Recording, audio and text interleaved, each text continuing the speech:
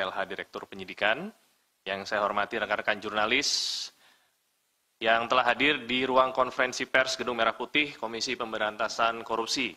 Pada sore hari ini, KPK akan menyampaikan rilis pengumuman perkara pengadaan barang dan jasa pada salah satu bank BUMD milik Pemprov Jawa Barat dan Banten, yang lengkapnya akan disampaikan oleh Bapak Budi Sokmo. Untuk waktu dan tempat kami persilakan. Bismillahirrahmanirrahim. Assalamualaikum warahmatullahi wabarakatuh. Terima kasih Mas Desa atas waktu dan tempatnya untuk saya menyampaikan terkait rilis penyidikan perkara pengadaan barang dan jasa di Bank Jabar Banten. Di KPK per tanggal 27 Februari 2025 telah menerbitkan 5 buah seprindik, yaitu nomor 13 sampai dengan 17, untuk 5 orang tersangka. Tersangka ini 2 orang dari pejabat Bank Jabar Banten, kemudian 3 orang dari swasta. 2 orang tersebut adalah Saudara YR, jabatannya selaku Direktur Utama Bank Jabar Banten, kemudian yang kedua adalah Saudara WH, pimpinan Divisi Korsek Bank Jabar Banten. Kemudian 3 orang swasta ini adalah pemilik agensi iklan, yaitu Saudara ID, pemilik agensi Arteja, Mulyatama, dan Cakrawala Kreasi Mandiri. Kemudian Saudara S adalah pemilik agensi BSC dan WSBE. Kemudian Saudara SJK, pemilik agensi CKMB dan CKSB. Terus saya sedikit jelaskan kepada teman-teman media semua bahwa di tahun 2021 sampai pertengahan 2023, Bank Jabar Banten ini realisasikan belanja beban promosi umum dan produk bank yang dikelola oleh Divisi Korsek sebesar kurang lebih 409 miliar yang digunakan untuk biaya penayangan iklan di media TV, media cetak maupun media online yang bekerja sama dengan 6 agensi tadi yang saya sebutkan. Jadi 3 orang tadi itu masing-masing memiliki 2 agensi yang memenangkan sebagai pihak vendor yang menerima pekerjaan penempatan iklan oleh Bank Jabar Banten. 6 agensi tadi secara rinci masing-masing menerima PT CKMB 41 miliar, kemudian CKSB 105 miliar, PT AM 99 miliar, PT CKM 81 miliar, PT BSCA 33 miliar, dan PT WSBE 49 miliar. Dari proses penyelidikan dan penyidikan yang kami laksanakan, kami menemukan fakta bahwa lingkup pekerjaan 6 agensi ini ternyata hanya menempatkan iklan sesuai dengan permintaan Bank Jabar Banten. Serta kami temukan juga bahwa penujukan agensi ini dilakukan dengan melanggar ketentuan pengadaan barang dan jasa.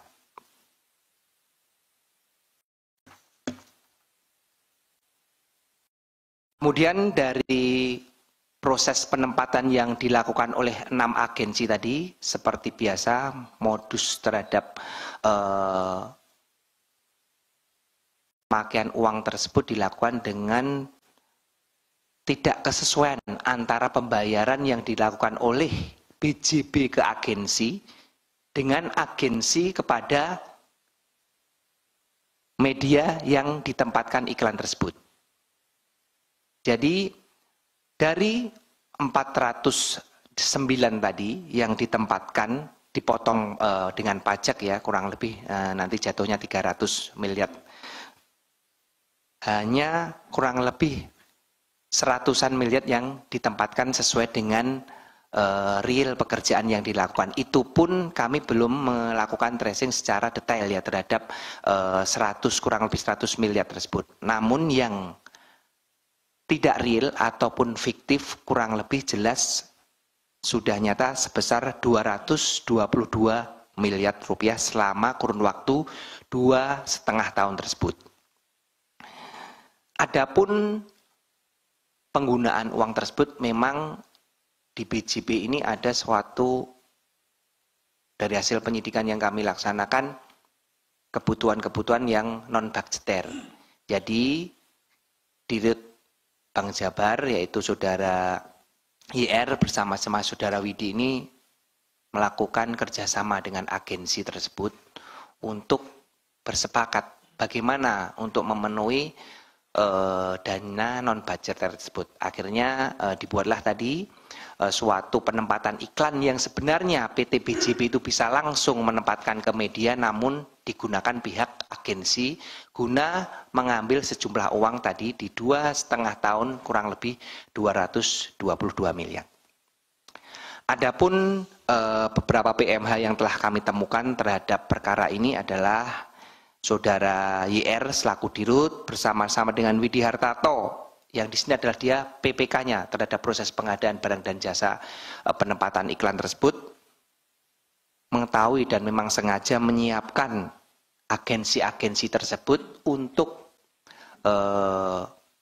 memenuhi kebutuhan dana budgeter sehingga penunjukan mereka pun tidak sesuai dengan peraturan yang berlaku di internal Bank Jabar Banten terkait dengan pengadaan barang dan jasa. Kemudian Dirut dan PPK mengatur pemilihan siapa-siapa agensi yang memenangkan penempatan iklan tersebut. Di sini tentunya para agensi juga telah sepakat sehingga mereka bersama-sama dengan para pihak BJB yaitu Dirut dan kepimpinan divisi Kursek melakukan perbuatan merugikan keuangan negara. KPK dalam ini telah melakukan serangkaian upaya paksa yang telah kami laksanakan setelah surat penyidikan dikeluarkan, yaitu diantaranya terhadap kelima tersangka tersebut telah kami lakukan pencegahan. Kemudian kami juga telah melakukan penggeledahan di beberapa tempat yang kami duga terdapat barang bukti terkait dengan perkara dimaksud. Kemudian tentunya kami melakukan penyitaan barang bukti dalam rangkaian proses penggeledahan yang telah kami laksanakan. Itu saja yang bisa kami sampaikan terkait dengan perkembangan penyidikan perkara pengadaan barang dan jasa di Bank Jabar Banten.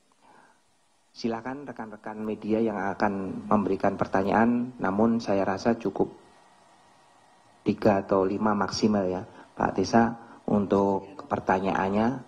Silakan nanti Pak Tesa diatur. Terima kasih.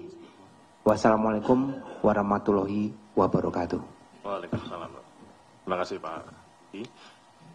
Sebagai tambahan rekan-rekan sekalian, disampaikan bahwa pada tanggal 28 Februari tahun 2025, KPK telah mengeluarkan surat keputusan nomor 373 tahun 2025 tentang larangan bepergian ke luar negeri terhadap 5 orang berinisial YR, WH, IAD, SUH, dan RSJK. Untuk diketahui bahwa per tanggal 27 Februari 2025, penyidik KPK telah mengeluarkan surat perintah penyidikan dugaan tindak pidana korupsi dalam pengadaan barang atau jasa pada PT BPD Jawa Barat dan Banten untuk tahun anggaran 2019 sampai dengan 2024. Proses penyidikan saat ini sedang berjalan dan KPK telah menetapkan 5 orang tersangka. Kerugian negara pada perkara ini dalam proses penyelidikan sebesar kurang lebih 250 miliar. Larangan bepergian ke luar negeri ini dilakukan oleh penyidik karena keberadaan yang bersangkutan di wilayah Indonesia dibutuhkan dalam rangka proses penyidikan. tindak pidana korupsi sebagaimana tersebut di atas dan berlaku untuk 6 bulan ke depan. Demikian rilis tambahannya. Dipersilakan bagi rekan-rekan yang ingin bertanya untuk perkara yang baru saja disampaikan. Silakan Mas Chandra. Iya, mau nanya soal keterlibatan dari mantan Gubernur Jawa Barat Ridwan Kamil dalam kasus ini apa? Kenapa KPK mencari bukti di rumah dia beberapa waktu lalu? Terus yang kedua, apa yang diambil oleh KPK dari kantor BJB Bandung saat melakukan penggeledahan beberapa waktu lalu? Terus apakah memang tidak ada keterlibatan dari Gubernur BJB ini kan sahamnya dikuasai oleh Pemda kan. Nah, apakah bisa KPK menerapkan pasal yang memperkaya orang lain kepada pejabat-pejabat di Pemda? Itu aja. Oke. Baik, terima kasih Mas Tesa dan Mas Budi. Izin saya Fadil dari Wartawan Kumparan. Pertama, yang ingin saya tanyakan adalah tadi disampaikan terkait dengan kebutuhan dana non-budgeter. Itu apakah bisa didetailkan terkait kebutuhan dana non-budgeter itu apa saja? Apakah termasuk juga dana yang mungkin diduga diterima oleh mantan Gubernur Jawa Barat Ridwan Kamil? Dan apakah dari tim penyidik KPK bakal mengusut terkait dengan penerimaan dana non-budgeter itu termasuk dengan mungkin yang diduga diterima oleh Ridwan Kamil.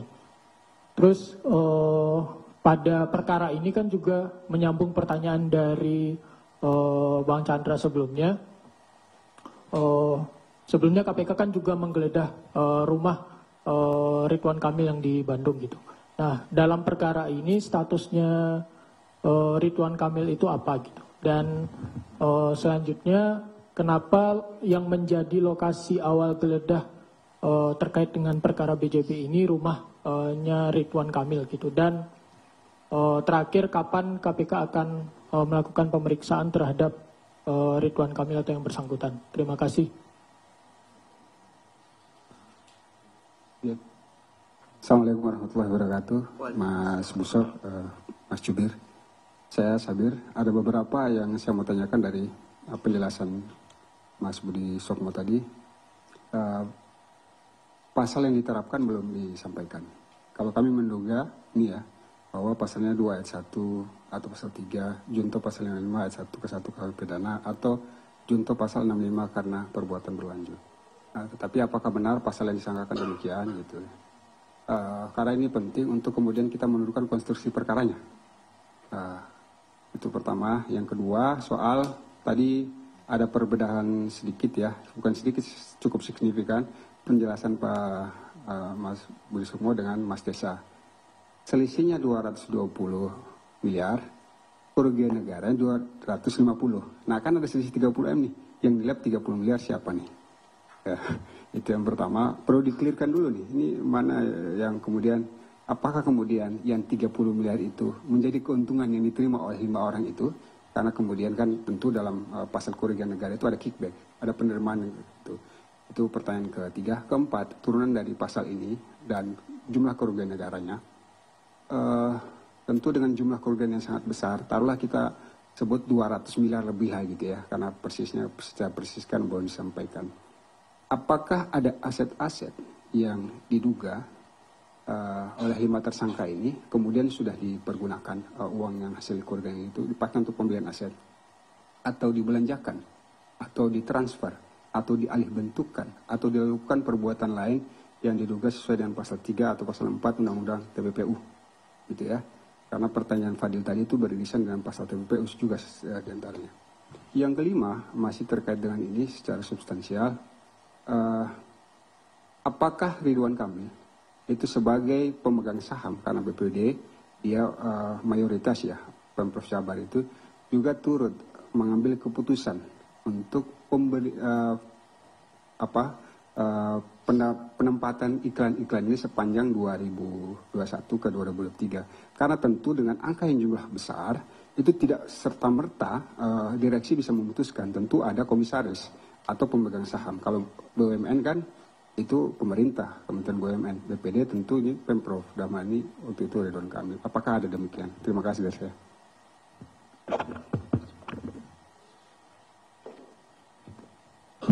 Tes, ya untuk nambahin aja.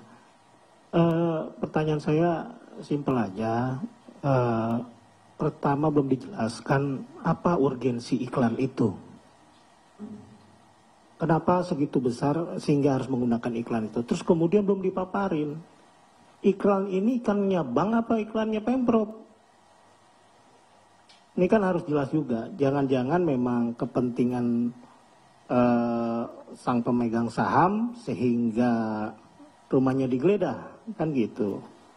Terus ada yang sederhana yang kedua, dikatakan ini Bank Jabar dan Banten. Kok rumah gubernur Bantennya nggak digeledah ya? Ini kan pertanyaan orang bego aja nih. Ya saya yang simpel-simpel yang agar juga itu menjadi paparan KPK.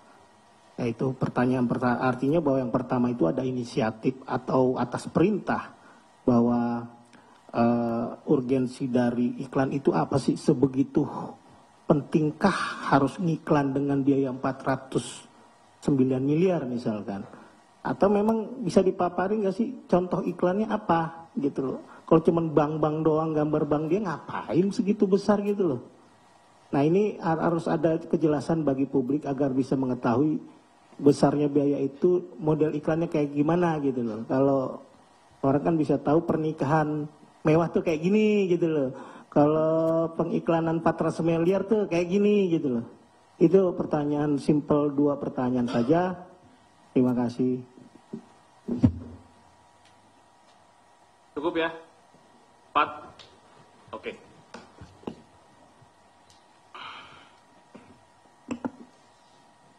Terima kasih. Saya akan jawab satu persatu pertanyaan dari rekan-rekan jurnalis. Pertama dari Mas Chandra nih, ada semuanya bertanya terkait dengan ini. Apa sih keterlibatan RK sehingga tempat pertama kali yang digeledah adalah rumahnya RK. Kami KPK dalam melaksanakan upaya paksa penggeledahan tentunya ada petunjuk-petunjuk sebelumnya yang telah kita dapatkan. Sehingga kami melakukan penggeledahan terhadap beberapa tempat. Dan pada saat itu memang secara random adalah satu keputusan saya selaku Kasatgas yang menangani perkara tersebut. Siapa yang prioritas pertama saya geledah adalah memang rumahnya saudara RK. Karena memang itu adalah hal yang terpenting yang akan kami lakukan pertama kali. Itu adalah salah satu teknis kami penyidikan yang mungkin tidak bisa dijelaskan secara detail di sini. Kemudian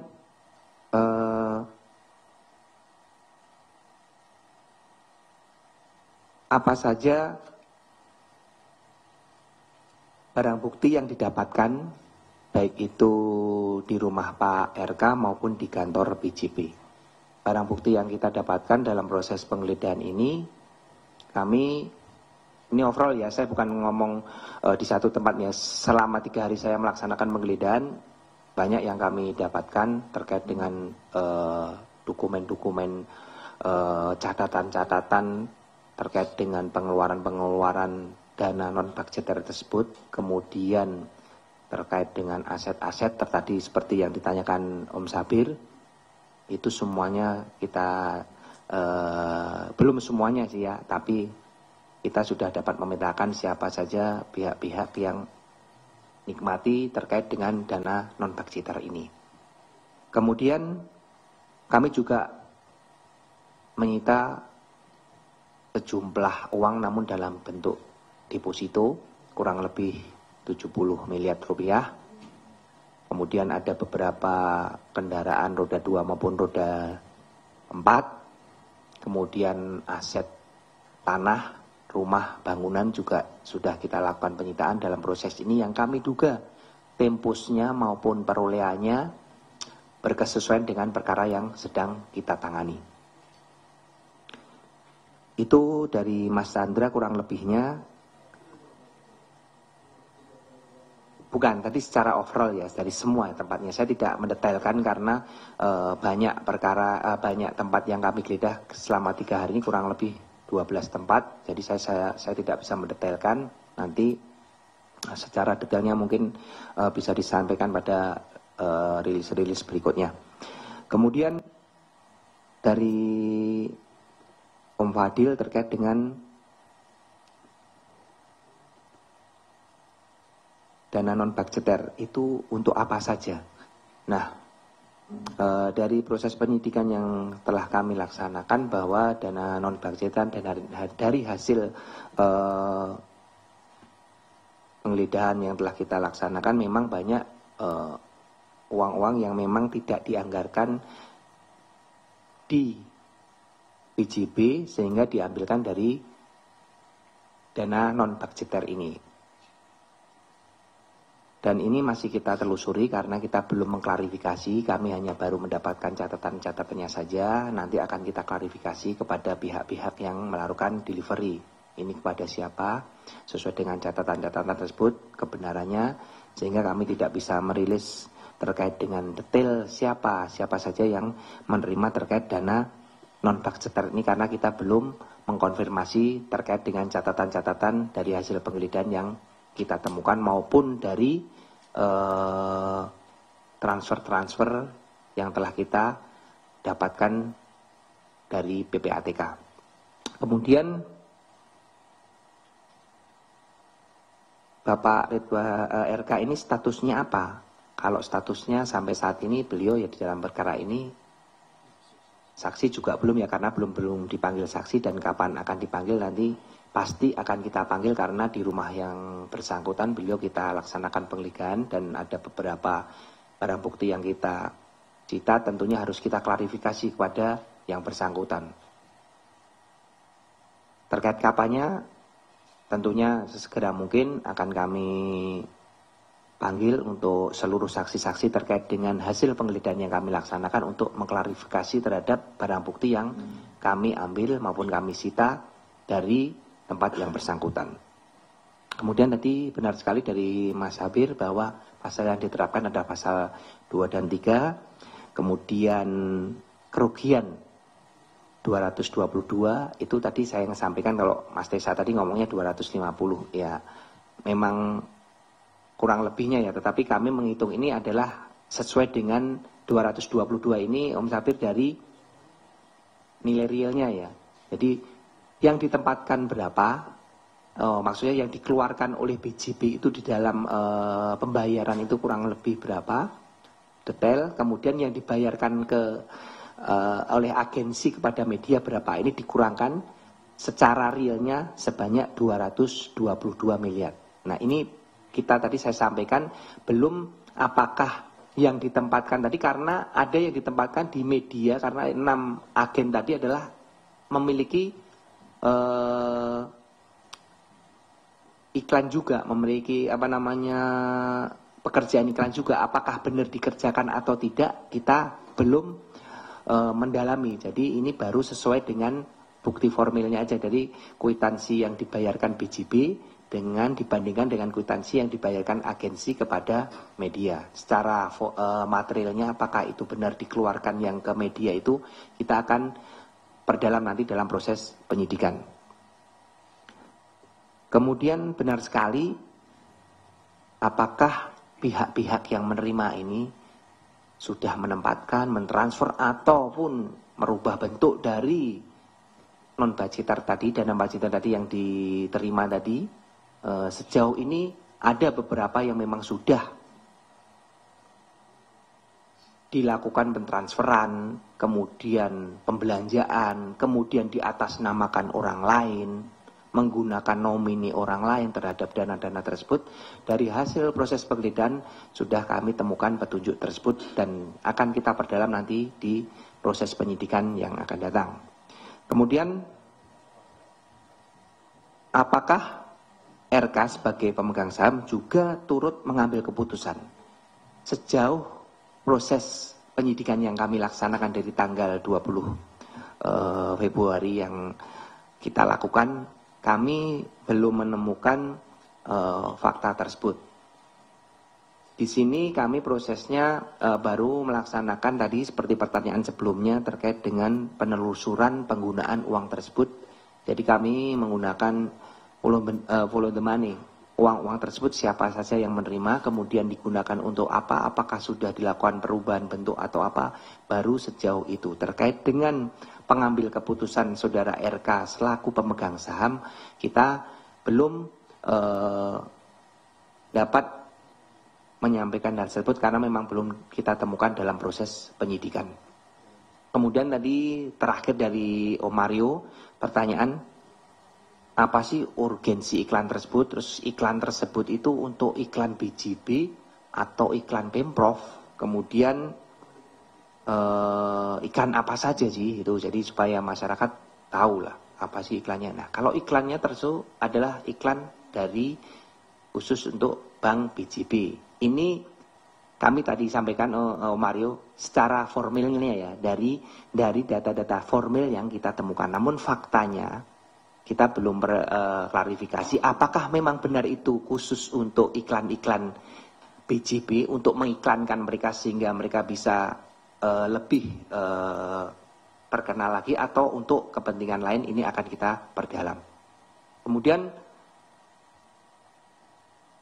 kenapa hanya Gubernur Jabar saja, saudara RK yang dilakukan upaya paksa berupa penggeledahan? Kenapa Gubernur Banten tidak? Seperti yang saya sampaikan tadi Om Mario, bahwa kami melaksanakan proses upaya paksa berdasarkan dengan petunjuk-petunjuk yang telah kita dapatkan sebelumnya.